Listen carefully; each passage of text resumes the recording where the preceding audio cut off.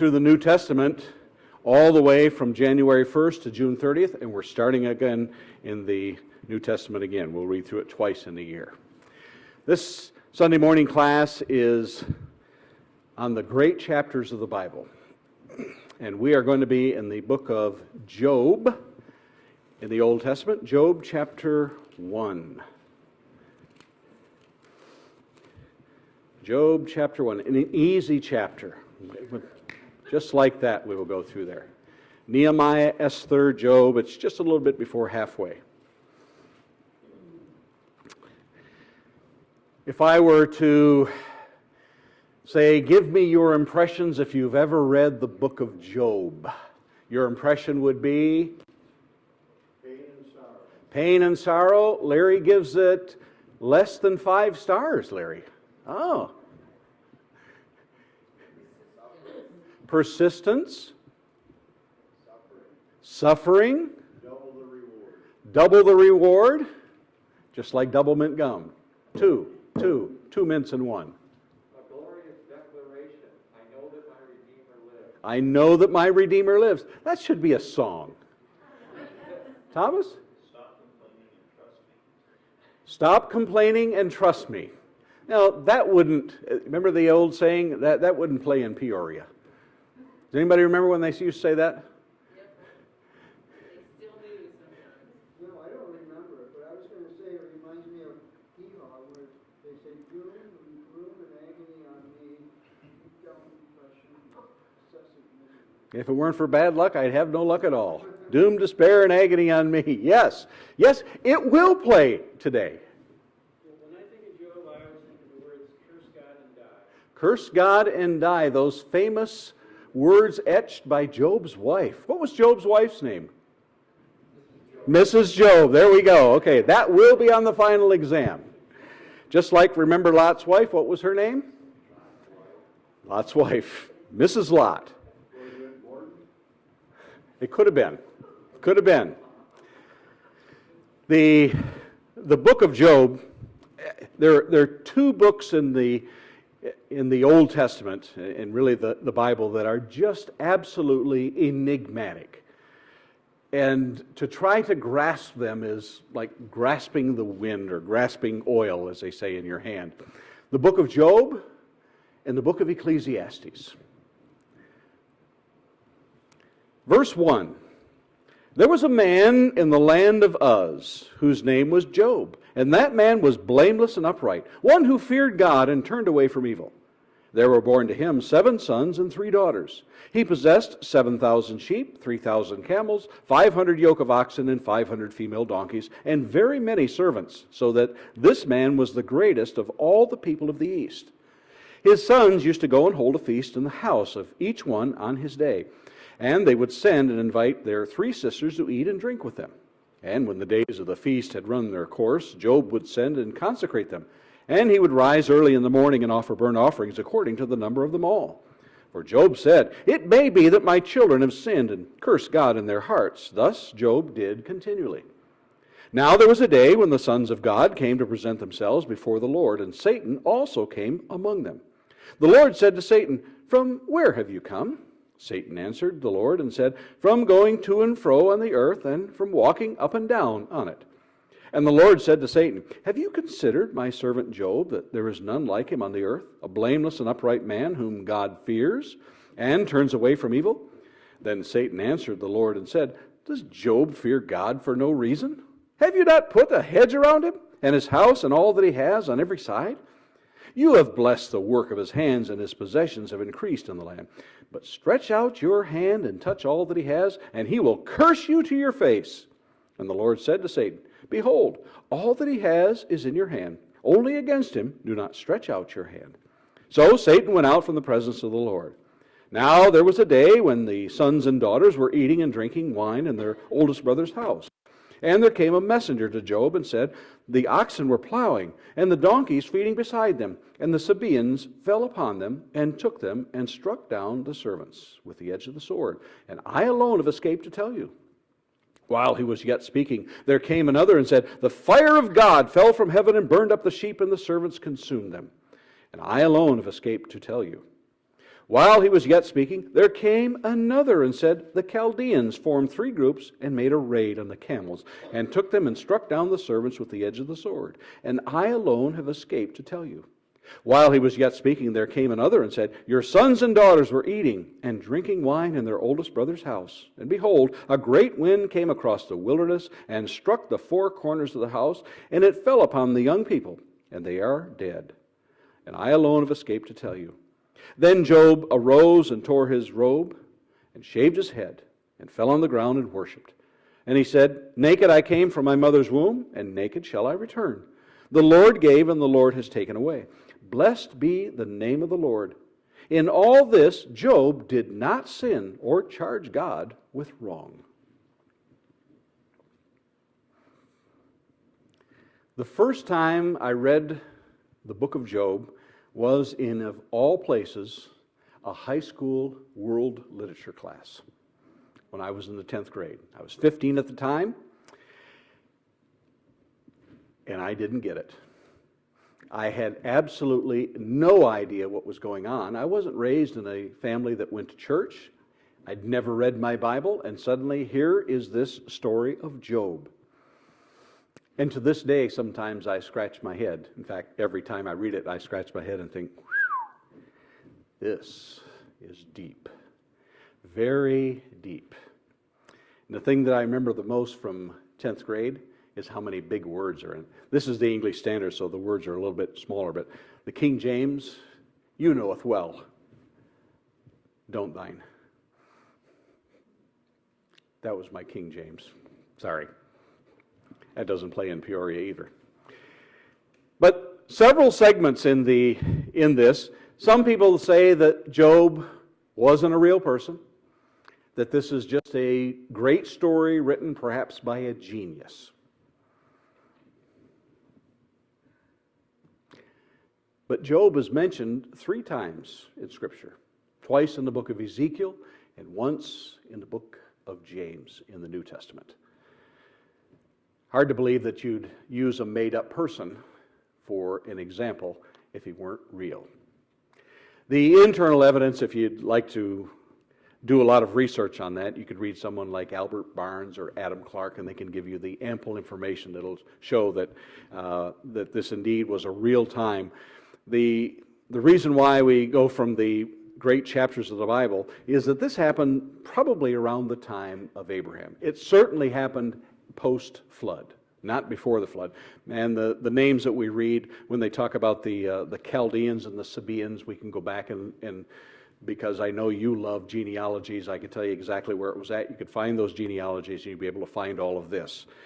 Talks about the men of the East. So it's easy to place perhaps a period of time.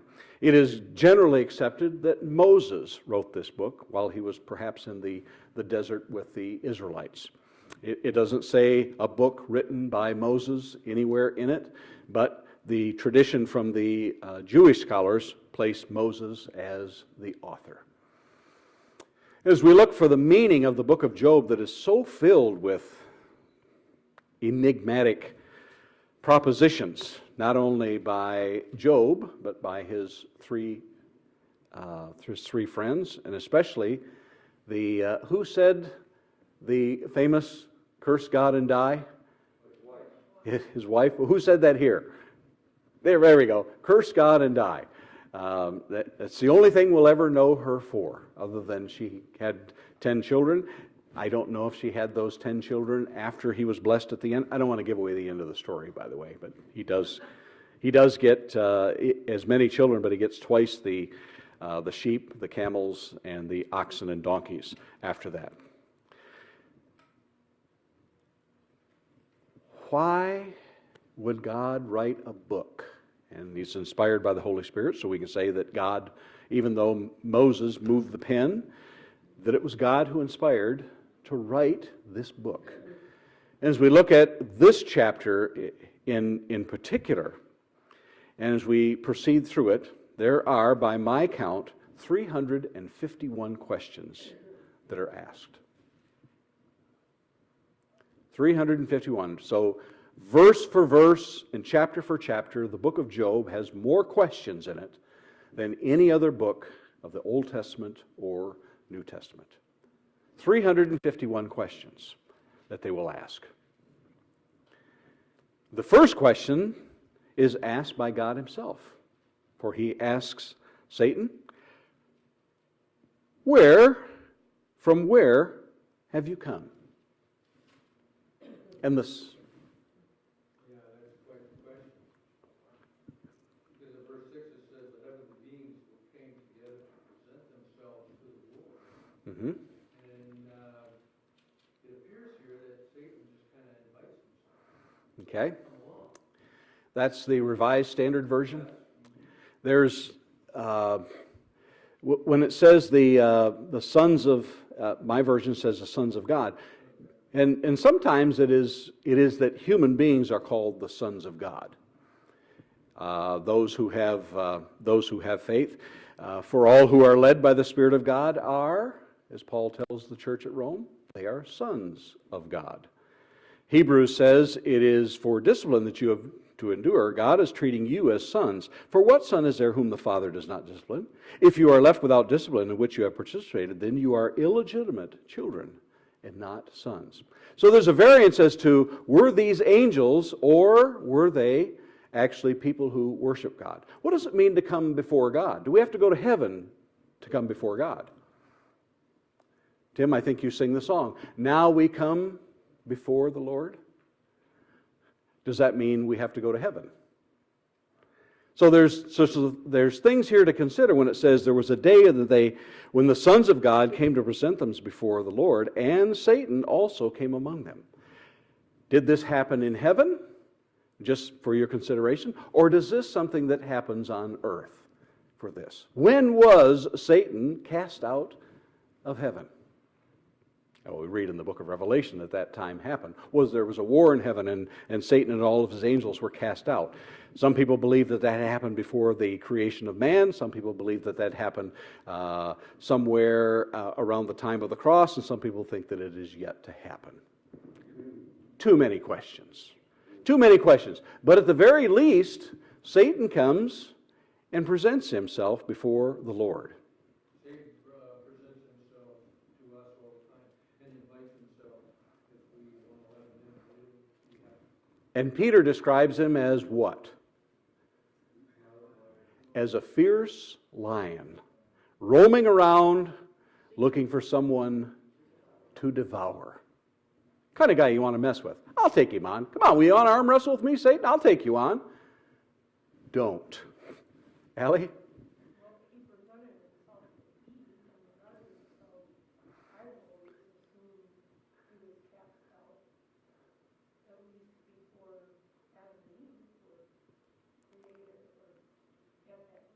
Yeah, so apparently he doesn't have one of those little lanyards with the pass that says, I'm going up to heaven now, I'm going back to earth.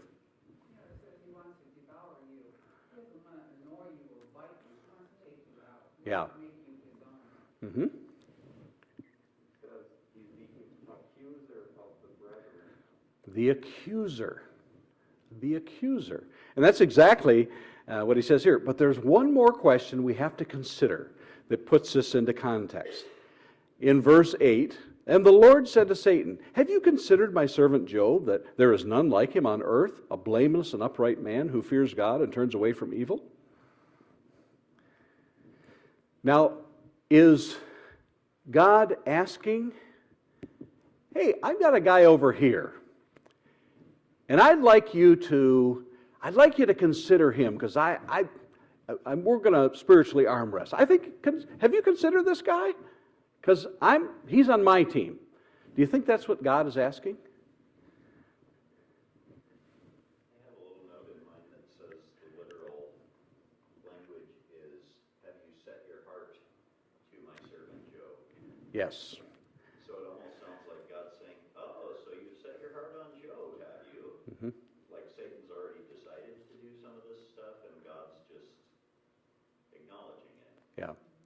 Francesca. You know, he knows our heart, and he knew that Job loved him, and he wasn't going to have a problem. He had given Job something that, that he couldn't have more than, he couldn't be cursed with more than what he could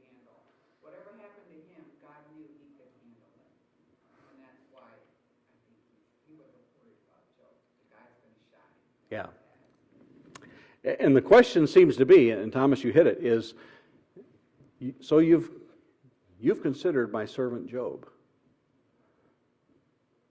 confirming that that is what Satan actually wants to do. There's nothing hidden from God. He knows the thoughts of and intents of everyone in their hearts. Sometimes that scares me to death, that he knows my heart. He knows how wicked, and as they say in the New England, how wicked black I am. But that's the beginning. And then, verse 9, Satan answers the Lord. Does Job fear God for no reason? Haven't you put a hedge around him and his house and all that he has on every side? You have blessed the work of his hands, and his possessions have increased in the land. But stretch out your hand. Stretch out your hand and touch all that he has, and he'll curse you to your face. Sounds like a challenge, doesn't it? And that may be sometimes what might be the gist of people's thought, is that, well, of course, nothing bad's going to happen to you, because God, He's put a hedge around you. There's absolutely nothing. Some people may think that about their lives. God has built a hedge around me. There is no way that Satan can touch me, because I'm being protected by God. You know what we call that? Yeah, that's the, I think in the movie, what's that one about the jets and Tom Cruise? Top Gun? That's the danger zone right there. Who had their hand up? Oh, Jan. Well, kind of as you look at it, it's like God is asking Satan, have you considered Job? You know, like Satan has already considered. Yeah. And well, Satan probably did, but he's like, I considered him, but you are protecting him. Yeah, exactly. Yeah, well, how can I? You're protecting everything he has. And it's interesting that the reply that God gives him is verse 12. And the Lord said to Satan, behold, all that he has is in your hand. Only against him do not stretch out your hand. So Satan went out from the presence of the Lord. So God says, all right, everything that he has, I'm giving you permission to do with what you want. But against Job personally, don't lay a hand on him. There's something theological that we need to take note in that God has the power to allow and not allow things to happen to us. Which begs the question, then, so what you're saying is that God allows me to be sick and God does bad things to me? You know, is that what's being said? The thing to keep in mind is that all things are in God's command. And when you said that He's only going to allow what Job can handle, sounds pretty much like what Paul says. God will not allow you to take on more than you can handle. But He's going to provide us a way out. But Satan says, I'll tell you what. Take away those things, and he'll curse you to your face.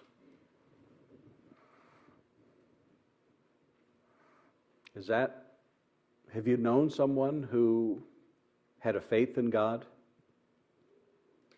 and something bad happened to them? Lost a child? Lost a spouse? Lost their possessions in a storm, tornado, hurricane, earthquake, whatever it is? Lost their job? Lost their fortune? Lost everything? Actions of others. Pardon? Actions of others. Actions of others, yes. How could God allow that? I can't believe in a God that would allow this to happen to me. And they lost their faith. And I'm not going to stand here and pretend that their faith was small. They may have been giants in the faith. But there are times when people are challenged to their very core by things that happen to them. And I'm not going to stand here and say, well, I'm an expert. If that ever happened to me, I would never lose my faith. Because we don't know. But we do know one that will be faithful to us. We know that whose hands we are in. And as it continues on down through this chapter, and it tells about everything that happens to Job. one by one. I alone have escaped to tell you. It talks about the Sabaeans, it talks about the Chaldeans, it talks about this great storm that came. One by one, everything that Job has, as far as a physical possession, up to and including his children, are gone. Satan wasn't fooling around. Absolutely was not fooling around in any way. But in verse 20, Job arose and tore his robe and shaved his head and fell on the ground and worshipped. Do you think Job was in pain? Is that a rhetorical question? I cannot imagine what he is going through. It's one of the things I try to remember whenever I go to visit someone in the hospital, or I'm talking to someone who has lost a loved one, and I say, I know what you're going through. And the moment I say that, you know what I'm saying? I'm a fool. Because I don't. I don't know what people are going through. And the wisest thing that happens to Job and his three friends is when they sit and don't say anything. That's as wise as they are. Once they open their mouth, they prove what they are. Naked I came from my mother's womb, and naked I shall return. The Lord gave, and the Lord has taken away. Blessed be the name of the Lord. It's interesting, he didn't turn to people, he didn't turn to alcohol, if there was a drug around, he didn't turn to anything, he turned to God. And in modern day, because we have our problems, we sometimes would things go the opposite way, but we need to turn to God, and he's the only one that can help us. Yes, and if you didn't hear, she said that Job did not turn to external things, alcohol or to other people. He turned to God. Did I get that right? Okay. Yeah. There was a time in the life of King David to where raiding bands came in and took everything, not only of David's, but all of his mighty men. And the mighty men, it said that they wept until they had no more tears. And then they talked about stoning David. And you know what David's reaction was? David turned to the Lord. The Bible is filled with ways of which we can handle the pain that we are undergoing. The Lord gave, and the Lord has taken away. What does it take to come to that point in one's life to where they realize that everything that they have was a gift from God? That's when we are really challenged to understand. We may verbalize it, and we may say in our own minds, and we may recite it, that everything that I have is a gift from God. And how many times have we stood behind the table, and when we get to that point, we say, separate and apart from the Lord's Supper, we have this time to give, and we talk about that the things that we have been given, we've been given by God. Right to that point to where we lose everything. And then we are challenged to come to that conclusion that Job did.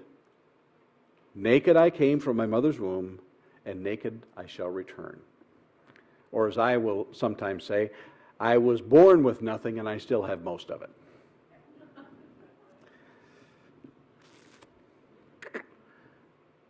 Blessed be the name of the Lord.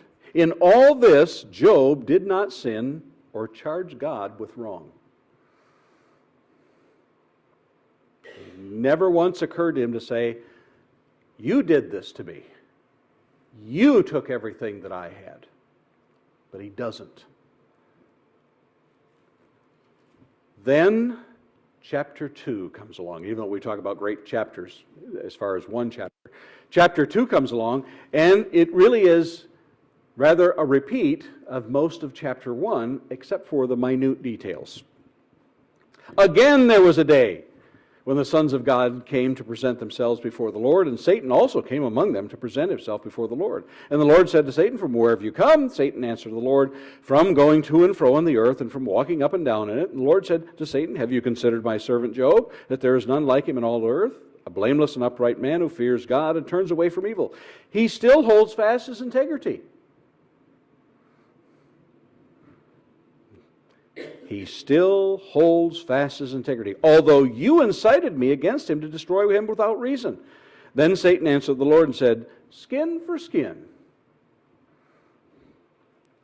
All that a man has he will give for his life. But stretch out your hand and touch his bone and his flesh, and he will curse you to your face." And the Lord said to him, "Behold, he is in your hand. Only spare his life." And what happens, beginning in verse 7, "So Satan went out in the presence of the Lord and struck Job with a loathsome sores from the sole of his foot to the crown of his head. And he took a piece of broken pottery with to scrape himself while he sat in the ashes." Then his wife said, Do you still hold fast your integrity? Curse God and die."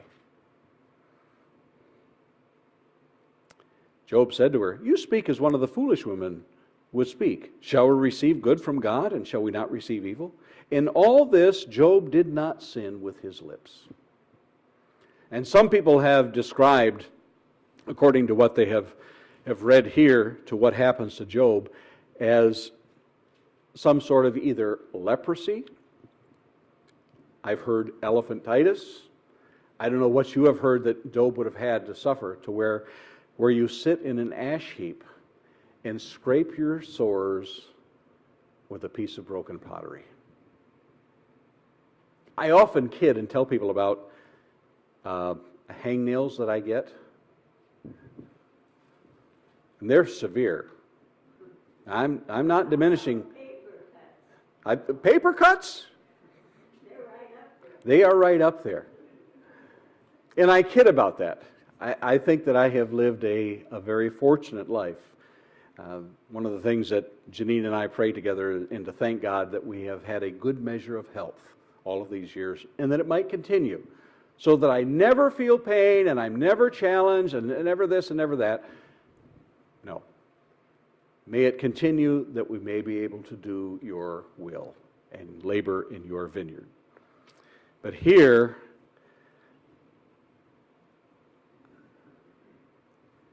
when you hear of people who have suffered this much, and again, I'd say, yeah, Rocky, I know what you're going through. And you know what happens then?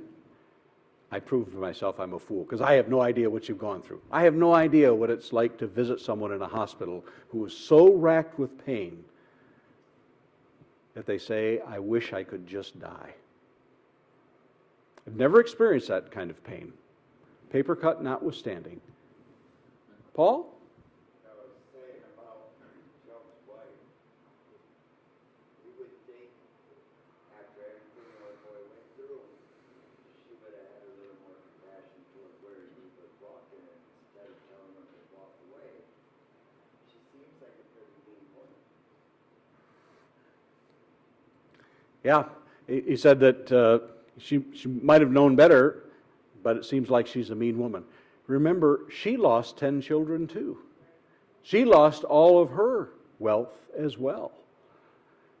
She just has a different reaction. Francesca? I heard the idea posed that, and the question was Job's wife a Jewel or a Jezebel? And the answer that this man gave was he believed that her love for Job was so great that she could not stand watching him suffer, and she wanted him to just give up and end it and die so that she wouldn't have to watch him suffer. Of course, that still raises the question, so why did you say curse God? But you have to kind of work through that. Yeah, it's a very difficult situation to navigate when we think, well, that's how we might have reacted to it, to say, Job, I'm with you, and I'm going to hold your hand through this, but she didn't. So I can't pretend to have done any better in her place. Francesca? Okay, I'll try to talk less so I don't read off. Did someone have their hand up here? Okay. And so it comes to this point that everything, including us, and Satan has that point of no return. Skin for skin. All that a man has, he will give for his life. Now, being how current events are current events, I guess that's why they call them current events, because they're happening now, is that, has it been a little over a week that the submersible sub went down and collapsed? And I don't know how much all of those people were worth combined, but it was in the billions. Do you think for a moment, and they say that it happened so fast they don't even know what hit them, but do you think for a moment just before that they would have given every penny they had for that not to have happened and the sub to come to the surface? That people who are worth untold billions, who are on their deathbeds, would be willing to say, I'll give everything I have right now to charity if God will just heal me. So the things that are being said here are so real to us. And now, some perhaps 4,000 years later, the same thoughts go through the human brain. Though we are separated by an ocean, we're separated by time, we're separated by cultures, but we're still the same. Humans have not changed all that much, and neither has Satan. Has not changed in the least. And as Job comes through this, it still says in verse 10, in all this Job did not sin with his lips. And we'll close before they ring that buzzer in the next 20 minutes. Now Job's 3 friends heard of all this evil that had come upon him. They came each from his own place, Eliphaz the Temanite, Bildad the Shuhite, and Zophar the Nemath, the guy there. They made an appointment together to come to show him sympathy and comfort him. And when they saw him from a distance, they did not recognize him. And they raised their voices and wept and tore their robes and sprinkled dust on their heads toward heaven. And they sat with him on the ground 7 days and 7 nights, and no one spoke a word to him, for they saw that his suffering was very great. Never forget that sometimes the kindest thing that we can do, the most therapeutic thing that we can do when people are suffering, is to shut up and listen. Just be there. Just be there. And they do well because beginning in chapter 3, it says, Job laments his birth. He goes 26 verses, and some people have recognized this as being the first 2 chapters being historical, the last chapter being historical, and in between this is a sort of an epic poem in the Hebrew language. Job laments his birth. Then Eliphaz in chapter 4, the Temanite, answered, if one ventures a word with you, will you be impatient? And that's when things, as we say, go south. Eliphaz, Bildad, and Zophar are going to wax eloquent on all that they know. And each time that Job answers them with what he has to say, and you think that sometimes Job has a right to vent, but then they answer him, rather than just sitting and listening.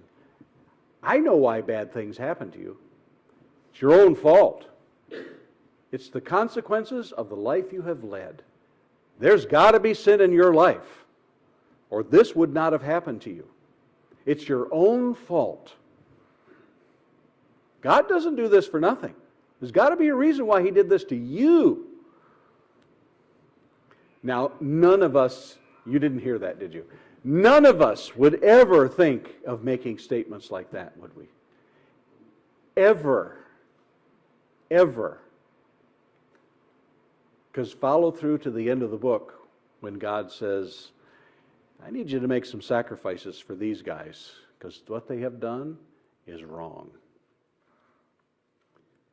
And I'd love to go into chapters 38 through 41 where it says, okay, Job, sit down. I've got a couple of questions I want to ask you. And I'm going to ask you questions about the seas that are so deep, the world around you, and the ends of the universe. I'm going to ask you a few questions, and I want you to answer those for me. Where were you when these things were formed? How were these things determined? Tell me if you know. You think you have the answer. Because Job says, oh, that I had an audience with my Maker. I would state my case before him. When he said he would state his case before him, what is he saying? I think you've done wrong, God. I've got a case here, and I want to come before the judge and say, something is wrong here, and I think it needs to be reversed. And fortunately, we don't have to answer that because the bell rang, and I can't go over the bell. Any questions or comments before we end?